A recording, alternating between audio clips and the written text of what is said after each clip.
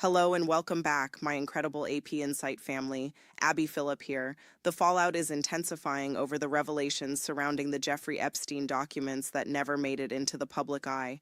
We're talking about serious accusations leveled against high-profile figures, including claims directed at President Donald Trump. Major outlets like NPR, the New York Times, and even the Wall Street Journal have now backed up reports that the Department of Justice deliberately held back dozens of pages, FBI interview summaries, and notes from a woman who alleged that both Epstein and Trump sexually assaulted her when she was underage. Investigators spoke with this woman on 4 separate occasions. Yet, when the massive release hit the public under the Epstein Files Transparency Act, only material from one of those sessions appeared. The rest vanished from view. That law, passed with bipartisan support and signed by President Trump himself, demands full disclosure of nearly all Epstein-related federal records.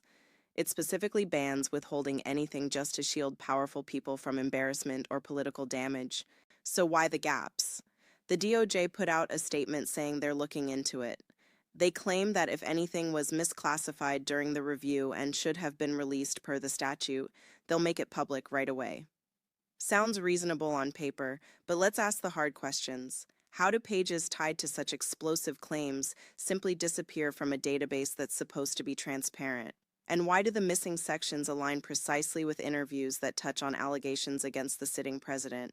Senior legal analysts have pointed out something particularly troubling. During the review process, Deputy Attorney General Todd Blanche issued guidance to department staff.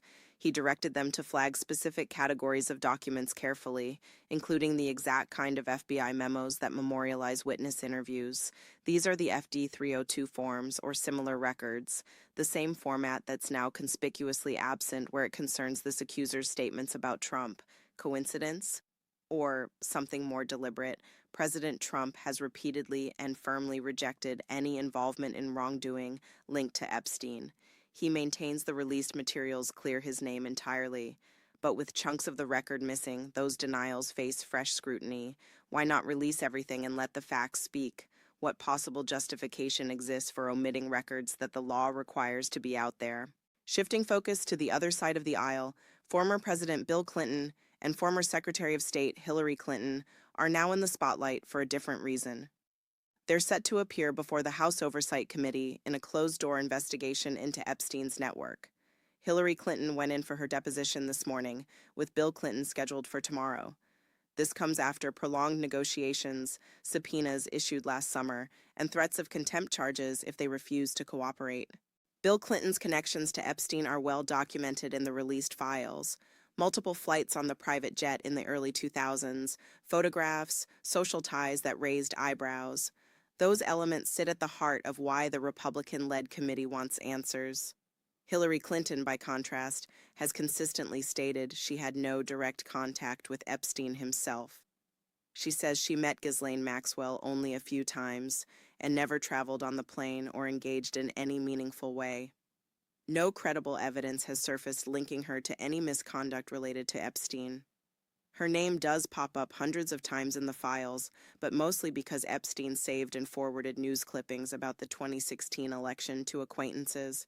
In one noted exchange, he even remarked to a contact that he lacked the personal connection needed to arrange a meeting with her.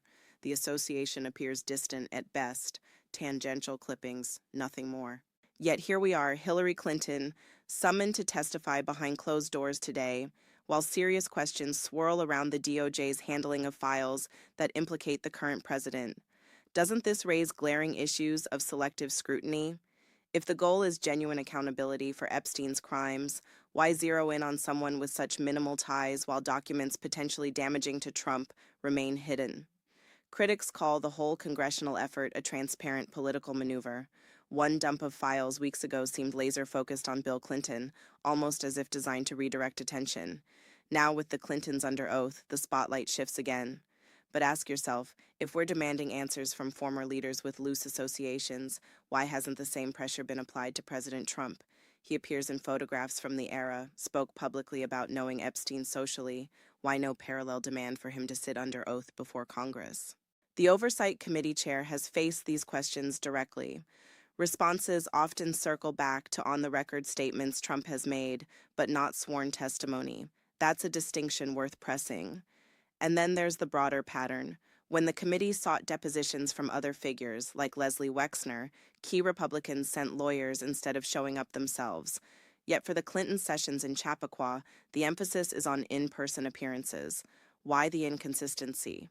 Hillary Clinton is expected to handle the questioning firmly, she always has, but the optics are stark. Once more, she's placed in the position of addressing her husband's past associations, even though her own involvement is negligible. Gender dynamics aside, it prompts a fair question. If spouses are being pulled in to discuss what their partners might have known, why stop at one side? Correspondence exists in the files between Melania Trump and Ghislaine Maxwell, for instance. Shouldn't that invite similar lines of inquiry? Back to the core scandal driving this urgency, the apparent gaps in the Epstein release. Survivors and advocates have long pushed for total transparency. They know their own statements to the FBI. They know the identities of those involved in the abuse. When documents vanish, especially ones tied to a specific accuser's claims, these voices become crucial in holding the DOJ accountable. They can point to what's missing and demand, why isn't this here? We know it existed. The enforcement teeth of the Transparency Act were always its weak point. Congress can pass laws, but compliance relies on the executive branch.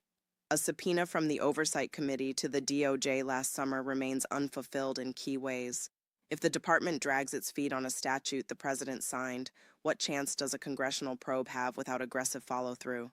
This disparity fuels accusations of a two-tiered justice system, not rich versus poor, but one standard for those aligned with the current administration and another for everyone else.